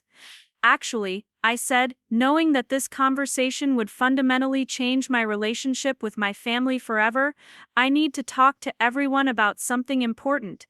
The tone in my voice must have conveyed more gravity than I intended, because the casual family chatter immediately stopped. Mom set down the volleyball she'd been holding, Marcus paused in his explanation of strategic positioning, and even Sophia seemed to sense the shift in family energy. "What's going on, Mayo?" Mom asked, her bank manager's instincts recognizing when a conversation was about to become serious. I looked around at my relatives, the same people who'd known me my entire life but had spent years misunderstanding the most fundamental aspects of my career, and realized that there was no way to ease into the revelation that was about to destroy every assumption they'd made about my professional life. "The phone calls I've been taking today," I began, "they're not about small local events or struggling freelance work. They're about coordinating an emergency summit tomorrow, involving Supreme Court justices, Fortune 500 CEOs, sitting senators, and the Secretary of Defense." The silence that followed was absolute. Uncle Bob's mouth fell open slightly, Marcus stared at me like I'd started speaking a foreign language, and Jessica actually took a step backward, as if physical distance might help her process what she'd just heard. "Danny," Aunt Patty said slowly, "what are you talking about? Supreme Court justices don't hire freelance event planners.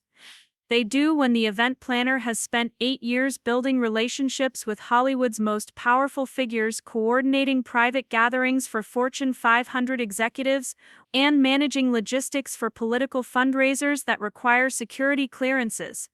I replied, pulling out my phone to show them the encrypted email from Catherine Williams. Kevin was the first to find his voice. "Danny, are you seriously telling us that your little party planning gigs involve coordinating events for Supreme Court justices?" "Not just Supreme Court justices," I said, scrolling through my contact list to show them names that regularly appeared on Forbes lists and entertainment magazines. "Last month, I coordinated a private art auction where tech billionaires spent $47 million. 3 weeks ago, I managed a corporate retreat where Fortune 500 CEOs planned strategies that will affect international trade policy. 6 months ago, I organized a political fundraiser where 3 sitting senators discussed legislation with defense contractors." Marcus sat down heavily in one of the folding chairs, his usual confidence replaced by something approaching shock. "Danny, you're telling us that while we've been worried about you not having any professional connections, you've been coordinating events for the most powerful people in America?" "That's exactly what I'm telling you," I said, Tyler Brooks and I built a boutique event coordination company that operates at the highest levels of entertainment, politics, and business. Our client list reads like a combination of Forbes magazine, Rolling Stone, and the Congressional Directory. Mom's bank manager training kicked in as she tried to process information that contradicted everything she thought she knew about my career. But Mayo, if you're working with such important clients, why do you live in that small apartment? Why don't you have a big office or fancy car or any of the visible signs of success? Because our success is measured by our ability to remain invisible, I explained. Our clients value discretion above everything else. They pay us extraordinary amounts of money specifically because we don't seek publicity or recognition. The moment we start displaying wealth or success, we lose the anonymity that makes us valuable to people who require absolute privacy. Jessica shifted Sophia to her other hip, her marketing executive mind trying to reconcile what I was saying with everything she thought she understood about business success. Danny, you're saying that you deliberately hide your success? That doesn't make any business sense. It makes perfect sense when your clients include people who travel with Secret Service details, whose business conversations require security clearances, whose personal lives are constantly under media scrutiny, I said. Last year, Tyler and I signed confidentiality agreements that carry federal penalties for violation. We coordinate events where leaked information could move stock prices or compromise national security. Uncle Bob found his voice, though it sounded smaller than usual. Danny, when you say federal penalties, what exactly do you mean? I mean that if I discuss the wrong details about tomorrow's event with unauthorized parties, I could face criminal prosecution. I said, the guest list, the discussion topics, even the fact that this gathering is occurring, all of it is classified at levels that most people never encounter. The weight of that revelation settled over my family like desert heat. They were learning that their unsuccessful relative not only had access to the kind of professional network they'd been trying to help me build, but that my work involved security clearances and federal oversight that placed it in categories they'd never imagined. Aunt Patty was shaking her head slowly. Danny, I don't understand. If you've been doing this kind of work for 8 years, why didn't you ever tell us? Why did you let us think you were struggling professionally? Because I couldn't tell you. I said, the nature of my work requires absolute discretion. The confidentiality agreements I've signed, the security clearances required for many of our events, the trust that our clients place in our ability to coordinate sensitive gatherings without becoming part of the story, all of it depends on maintaining operational invisibility. Marcus was still processing the magnitude of what I'd revealed. Danny, when you say you coordinate events for Fortune 500 CEOs, are you talking about the kinds of Fortune 500 CEOs whose decisions affect international markets? I'm talking about people whose private conversations determine congressional legislation, defense spending priorities, and Supreme Court decision-making strategies, I said.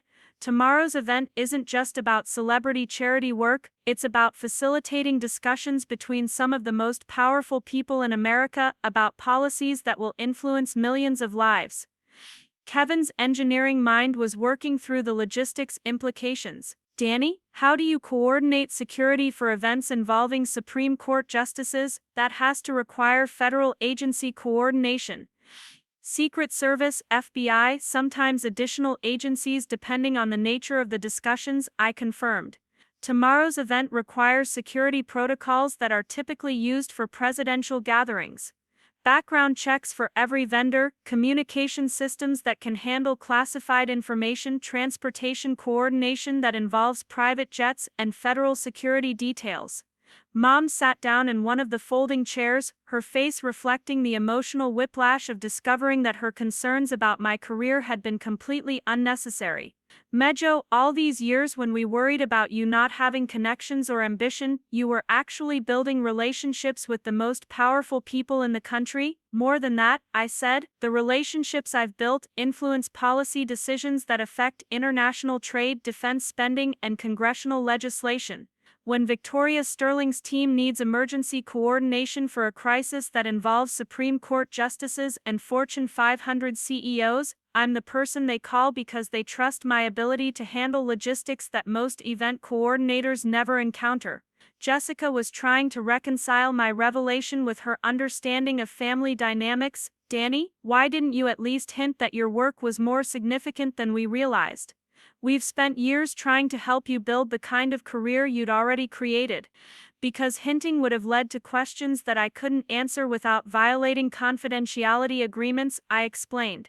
When I coordinate private political fundraisers where senators discuss legislation with defense contractors, when I manage corporate retreats where Fortune 500 CEOs plan strategies that move international markets, when I organize celebrity gatherings that influence cultural policy, all of it comes with security requirements that make normal family conversations impossible. Uncle Bob was struggling to adjust his understanding of my professional capabilities.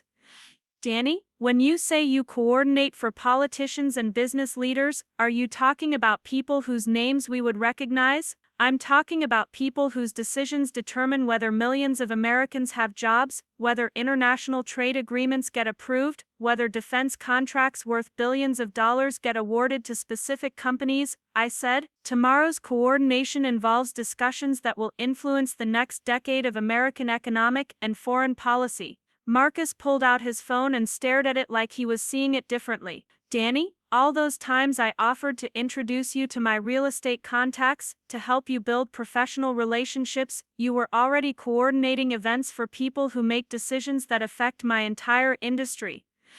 That's correct, I said. Your real estate success, Kevin's engineering projects, Jessica's marketing campaigns, all of it exists within economic and regulatory frameworks that are influenced by the private conversations I coordinate between policymakers and business leaders. The implications of what I was revealing began to sink in as my family realized that their intervention about my career development had been based on perceptions that were almost completely wrong. Instead of needing their help to build professional success, I'd been operating at levels of influence and responsibility that exceeded their collective professional achievements. My phone buzzed with a text from Tyler. Danny, Catherine Williams just confirmed final logistics. Victoria Sterling's jet departs Sky Harbor at 6 p.m. Security briefings in LA tonight. Return to Phoenix tomorrow morning for event coordination. This is happening. I glanced at the message, then looked back at my family who were still processing the revelation that their unsuccessful relative was about to coordinate a secret political summit that would influence national policy.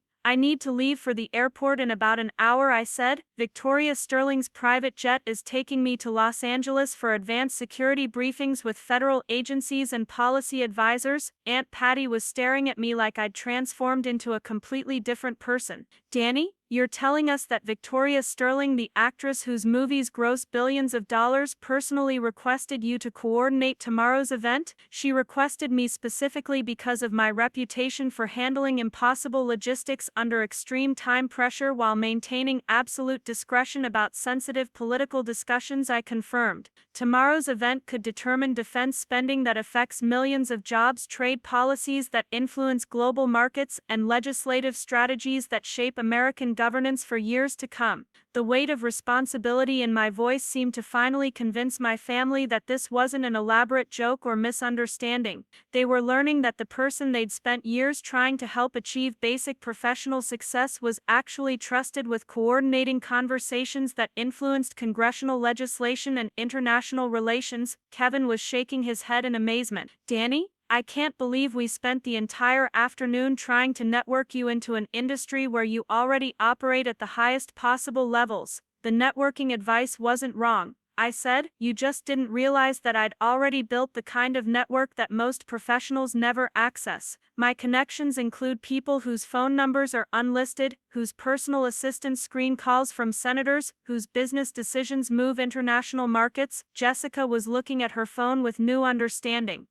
Danny, when I offered to introduce you to Amanda Foster for event planning opportunities, were you thinking that her corporate clients probably wouldn't meet your security clearance requirements? Something like that, I said, which was both true and diplomatically understated. Amanda Foster's corporate event management probably involved coordinating conferences and executive retreats that would be considered routine compared to facilitating discussions between Supreme Court justices and defense contractors about classified policy matters. Mom stood up and walked over to where I was standing, her expression shifting from confusion to something approaching pride mixed with concern. Mijo, I'm proud of what you've accomplished, but I'm also worried about the pressure you must be under. How do you handle the responsibility of coordinating events that influence national policy? The same way you handled the responsibility of managing millions of dollars in banking transactions, I said. Careful attention to details, systematic approaches to complex problems, and absolute commitment to the trust that clients place in your professional competence. Uncle Bob was quiet for a long moment before speaking with a tone I'd never heard from him before. Danny, I owe you more than an apology. I owe you respect for building something extraordinary while maintaining the humility to never make the rest of us feel inadequate about our own achievements. The acknowledgement hit me harder than I expected. For 8 years I'd carried the weight of being misunderstood by the people whose opinions mattered most to me, of being seen as someone who lacked ambition or meaningful professional accomplishments. But Uncle Bob's recognition that I'd deliberately avoided making them feel inadequate suggested that he understood the emotional complexity of my situation. There's nothing to apologize for, I said. You couldn't have known about work that requires federal security clearances and confidentiality agreements. Your concern about my career development came from love and genuine worry about my future. Marcus was scrolling through his phone, probably searching for information about the kind of event coordination I'd been describing.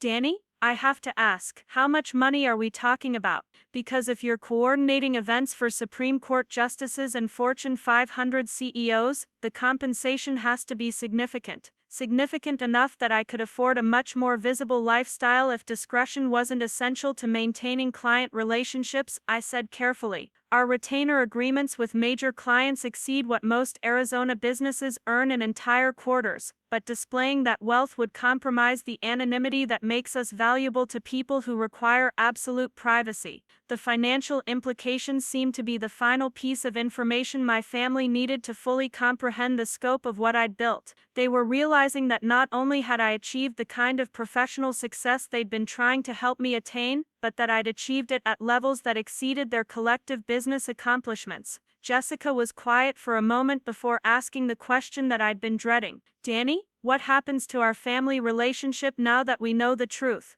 How do we go back to normal family conversations when we know you're coordinating events that influence national policy? We don't go back, I said. Honestly, everything changes now. But maybe that's not entirely bad. Maybe now we can have conversations about my work that don't involve interventions about my apparent lack of professional success. Aunt Patty was nodding slowly. Danny, I think what we're all realizing is that your success was never the problem. Our understanding of your success was the problem. My phone rang with a call from Catherine Williams, and I knew the time for family revelations was ending and the time for coordinating tomorrow's historic political summit was beginning. I have to take this call, I told my family. It's probably final logistics coordination for tomorrow's event. Danny Martinez, I answered, walking toward the edge of the community center for privacy. Mr. Martinez, this is Catherine Williams with a final update. Miss Sterling's security team has confirmed that tomorrow's event is now classified at the highest levels of government oversight. The conversations you'll be coordinating will influence defense spending, congressional legislation, and Supreme Court decision-making for years to come. Are you prepared for that level of responsibility? Miss Williams, I'm prepared, I said, looking back at my family who were watching me with expressions that mixed pride, concern, and amazement. Tyler and I have spent 8 years building toward exactly this kind of coordination opportunity. Excellent. Miss Sterling's jet departs Sky Harbor at 6 p.m. sharp. Security briefings begin immediately upon arrival in Los Angeles. Mr. Martinez, tomorrow you coordinate an event that shapes American policy. After tomorrow you'll be the premier coordination company for private political summits at the highest levels of government and business. As I hung up, I realized that my family's afternoon intervention about my career development had been interrupted by a coordination request that would establish me as one of the most trusted event coordinators in American politics and business. I walked back toward my relatives who were still processing the revelation that their concerns about my lack of professional connections had been based on perceptions that were almost entirely wrong. "I need to leave for the airport in 30 minutes, I announced. "Victoria Sterling's jet is waiting, and tomorrow's security briefings can't be delayed." Mom reached out and took my hand, her banker's pragmatism evident in her firm grip.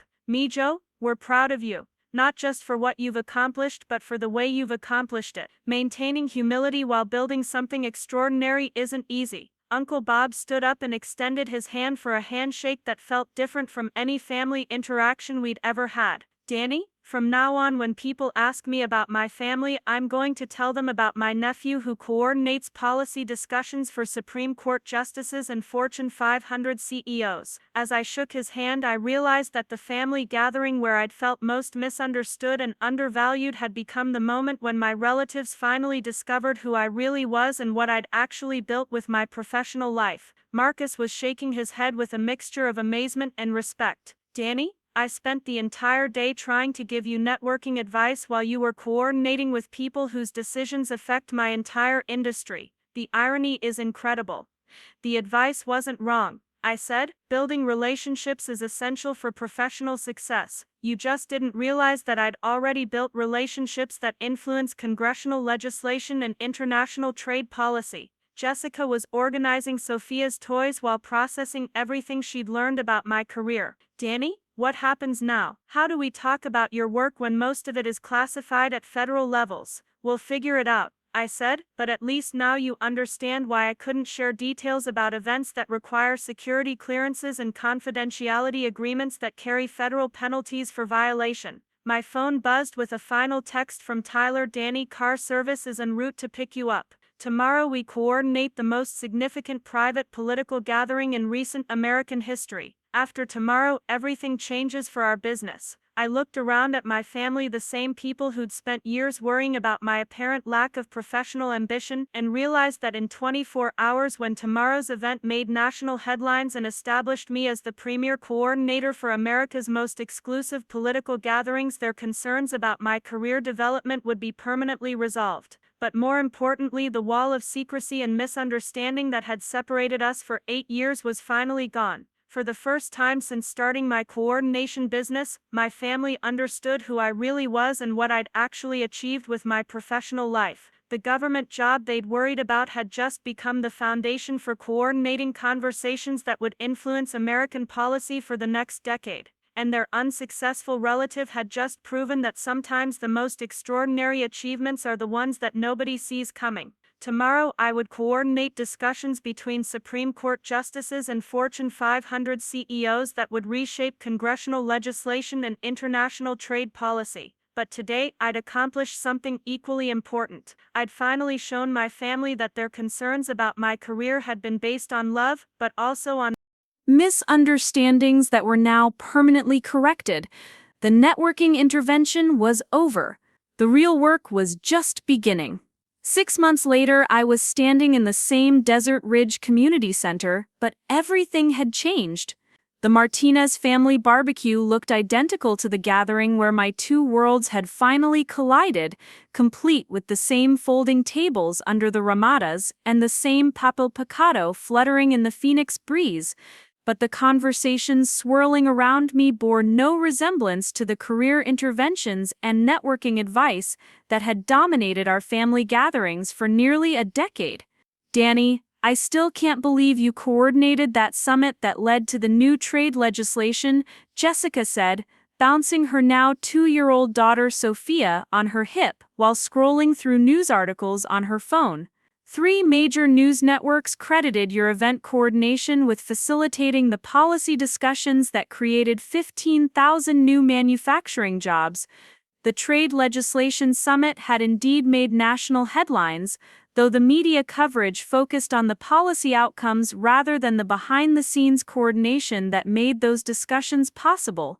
Victoria Sterling's emergency charity gala had transformed into a quarterly series of private policy summits that Tyler and I now coordinated for what had become known in Washington circles as the Phoenix Group, an informal coalition of Supreme Court justices, Fortune 500 CEOs, and congressional leaders who met regularly to discuss policy directions outside the constraints of official governmental proceedings.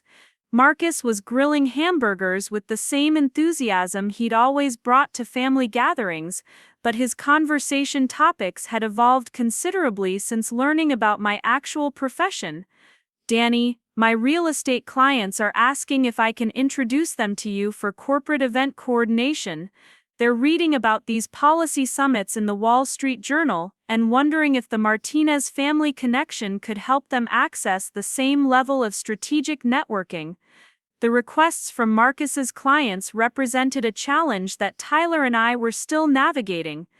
Our success with high-level political coordination had generated interest from business leaders who assumed that corporate event planning operated according to the same principles as facilitating discussions between Supreme Court justices and defense contractors. The reality was that our specialized skills in security coordination, federal oversight, and classified information management didn't necessarily translate to conventional corporate events.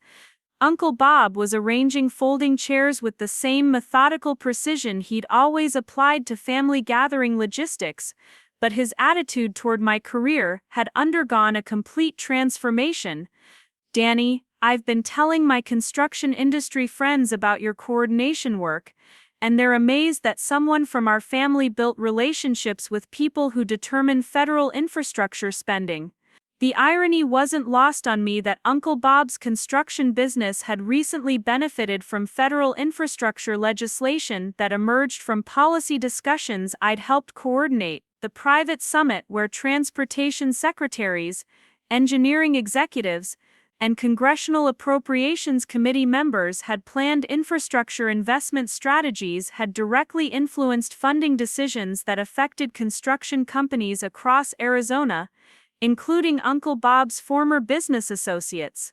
Mom was organizing paper plates and plastic utensils with her characteristic efficiency, but her banker's pragmatism now included pride in professional achievements she finally understood. "Mijo, Mrs. Henderson from down the street asked me to explain what you actually do for work, and I realized I still don't know how to describe coordination for classified policy discussions without violating those confidentiality agreements you mentioned." The challenge of explaining my work to extended family and community members had become an ongoing issue since my cover as a small-scale event planner had been permanently destroyed by media coverage of the Phoenix Group summits. Even my carefully worded public statements about facilitating strategic discussions between policymakers and business leaders seemed to generate more questions than they answered. Aunt Patty was setting up the conversation area where family members traditionally caught up on each other's professional developments, but her concerns about my career stability had been replaced by curiosity about the lifestyle implications of coordinating events that influenced national policy. "Danny, do you ever get to meet the celebrities and politicians whose events you coordinate, or is everything handled through assistants and security teams?" The question touched on aspects of my work that remained difficult to discuss even with family members who now understood the general scope of my professional responsibilities. The truth was that coordinating events for people who required Secret Service protection meant developing personal relationships with some of the most recognizable figures in American politics and entertainment, but those relationships operated under confidentiality protocols that made casual conversation about them impossible. Kevin was helping Jessica manage Sophia's increasing mobility around the community center while processing the ongoing revelation that his brother-in-law's professional network included people whose decisions affected his engineering career. "Danny, I have to ask about something that's been bothering me. When we were giving you networking advice 6 months ago, were you thinking that our suggestions were completely irrelevant to someone who already had direct access to policymakers and Fortune 500 executives?"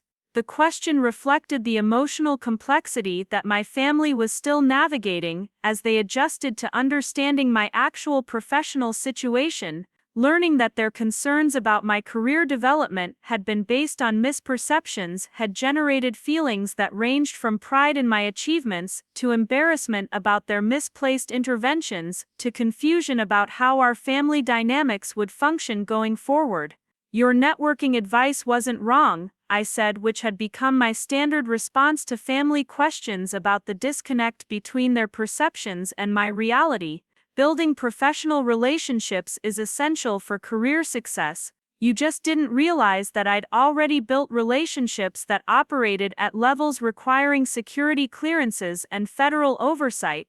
My phone buzzed with a message from Tyler about coordination requirements for next month's summit, where renewable energy executives would meet with environmental policymakers and Congressional Energy Committee members to plan legislation that would influence climate policy for the next decade.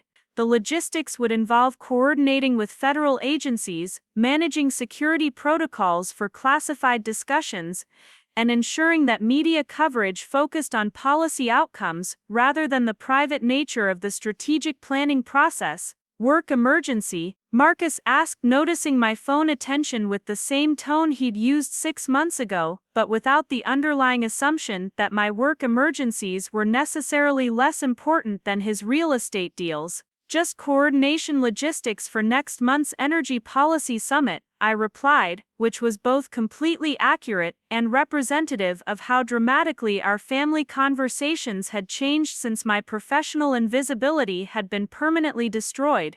Jessica was scrolling through news coverage of recent Phoenix Group summits on her marketing executive's understanding of strategic communication had given her unique insight into the challenges Tyler and I faced in managing public perception of private policy coordination. "Danny, how do you handle media requests about the Phoenix Group when most of what you coordinate can't be discussed publicly?" The media management aspect of our work had become increasingly complex as the Phoenix Group summits generated national attention for their policy outcomes. Journalists who specialized in covering congressional legislation and Supreme Court decisions had begun investigating the private coordination that facilitated policy discussions, but our confidentiality agreements prevented us from discussing specific details about guest lists, security protocols, or conversation topics.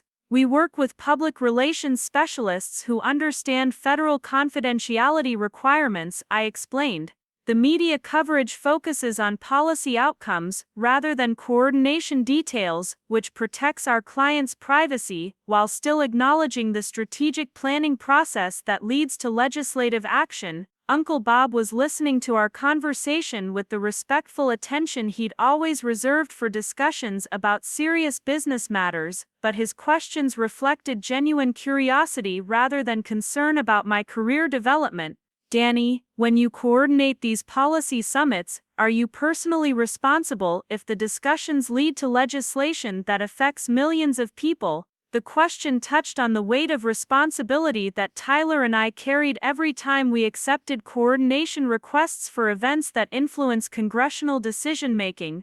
Successful coordination meant creating environments where policymakers could discuss strategic options without media interference or political constraints, but it also meant accepting indirect responsibility for the outcomes of those discussions. "We're responsible for creating secure environments where productive discussions can occur," I said carefully. "The policy decisions that emerge from those discussions are made by elected officials and business leaders who have constitutional authority to influence legislation and economic policy." Aunt Patty was nodding with understanding that reflected her newfound appreciation for the complexity of my professional responsibilities. "Danny, I think what we're all realizing is that your work involves responsibilities that most people never encounter in traditional careers." The assessment was accurate in ways that my family was still discovering. Coordinating events where Supreme Court justices discussed legal strategies with corporate attorneys, where defense contractors planned military procurement with Congressional Appropriations Committee members, where entertainment industry executives planned cultural policy with White House communications staff, All of it required understanding legal frameworks, security protocols, and strategic implications that extended far beyond conventional event planning.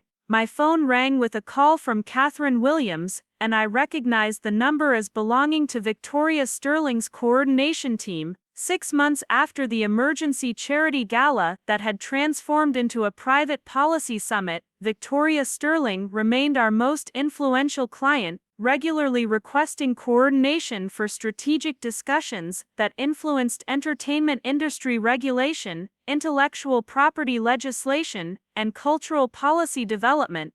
I should take this, I told my family, walking toward the edge of the community center for privacy. It's probably about coordination requirements for the intellectual property summit next week. Danny Martinez, I answered, knowing that Catherine Williams only called directly when coordination requirements involved unusual complexity or federal oversight. Mr. Martinez, I'm calling with a coordination request that represents a significant expansion of your current responsibilities, she said, her voice carrying the controlled urgency that I'd learned to recognize in calls about high-stakes coordination. Ms. Sterling has been asked to facilitate discussions between international trade representatives and American technology executives about global artificial intelligence regulation. International trade representatives. The scope of what she was describing extended beyond domestic policy coordination to include foreign governmental officials and multinational corporate strategic planning.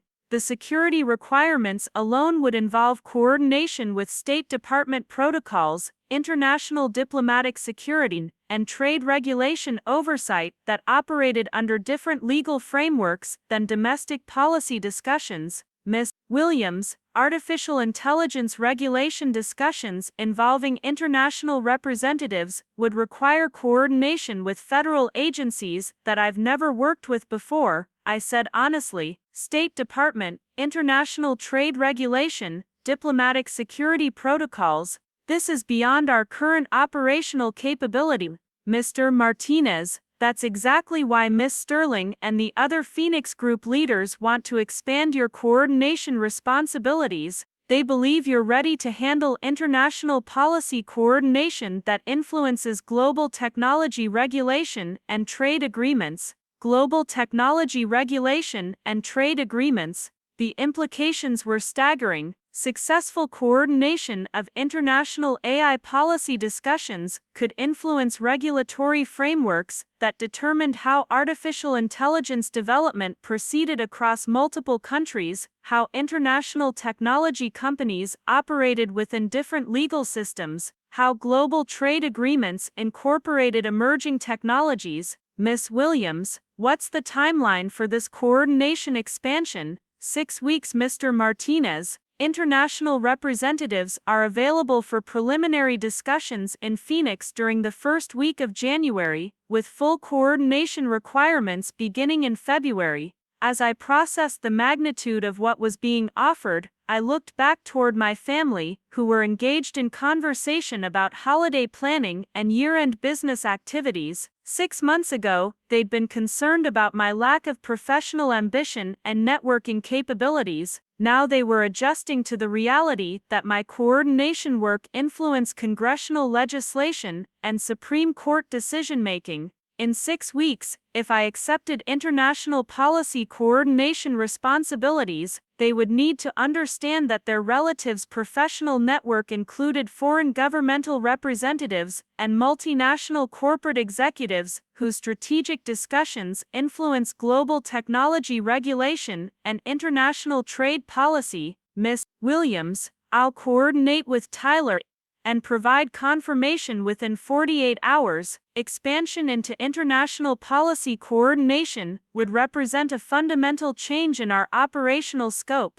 Understood, Mr. Martinez, but I want you to know that Ms. Sterling and the Phoenix Group leadership believe you're ready for this level of responsibility. Your coordination of domestic policy summits has been exceptional, and they trust your ability to handle the additional complexity that comes with international strategic discussions. As I hung up, I realized that my family's intervention about career development 6 months ago had been interrupted by coordination requests that had transformed our boutique event planning business into something that influenced national policy. Now, international coordination expansion would potentially transform our domestic policy work into something that influenced global regulatory frameworks and multinational trade agreements. I walked back toward my relatives, who were still engaged in the normal rhythms of family conversation, completely unaware that their successful relative was being offered coordination responsibilities that would extend from congressional legislation to international trade regulation. "Everything okay?" Mom asked, recognizing the expression I wore after coordination calls that involved unusual complexity. "Victoria Sterling's team wants to expand our coordination responsibilities to include international policy discussions," I said, knowing that this revelation would represent another fundamental shift in my family's understanding of my professional scope. Artificial intelligence regulation involving foreign governmental representatives and multinational technology executives. The silence that followed was becoming familiar. 6 months after learning that my small event planning business actually involved coordinating policy discussions for Supreme Court justices and Fortune 500 CEOs, my family was still adjusting to periodic revelations that expanded their understanding of my professional responsibilities. Uncle Bob was the first to speak, his voice carrying the respectful tone that had replaced his earlier concerns about my career development. "Danny, you're telling us that foreign governments want you to coordinate policy discussions about artificial intelligence, foreign trade representatives working with American technology executives to develop global AI regulation frameworks," I clarified. "The discussions would influence how artificial intelligence development proceeds across multiple countries and how international technology companies operate within different legal systems." Jessica was processing the international implications with her marketing executive's understanding of global business complexity. "Danny, coordinating international policy discussions has to involve State Department oversight and diplomatic security protocols that are completely different from domestic coordination requirements." "That's correct," I confirmed. "International coordination would require working with federal agencies and security frameworks that Tyler and I have never encountered before." Marcus was shaking his head with the amazement that had become his standard response to revelations about my professional scope. "Danny, 6 months ago we were worried that you didn't have connections in Phoenix's event planning industry. Now foreign governments are requesting your coordination services for global technology regulation." The observation captured the surreal transformation that had occurred since my family's networking intervention had been interrupted by Victoria Sterling's emergency coordination request. Their concerns about my professional development had evolved from worry about basic career stability to amazement about international policy responsibilities that influence global regulatory frameworks. As I looked around at my relatives, the same people who'd spent years trying to help me build better professional relationships, I realized that accepting international coordination responsibilities would complete a transformation that had begun with their well-intentioned career intervention 6 months ago. Tomorrow, I would discuss with Tyler whether our domestic policy coordination success had prepared us for the additional complexity of international strategic discussions. But today, I could finally participate in family conversations about professional achievements without maintaining the careful deception that had defined our relationship for nearly a decade. The networking intervention that had started everything was now a family story we told with laughter rather than concern, and the relatives who had once worried about my lack of ambition were now trying to understand coordination responsibilities that extended from congressional legislation to global technology regulation. Sometimes the most extraordinary professional transformations begin with family members who care enough to offer networking advice to someone whose network already includes the most powerful people in the world. Up next, you've got 2 more standout stories right on your screen. If this one hit the mark, you won't want to pass these up, just click and check them out.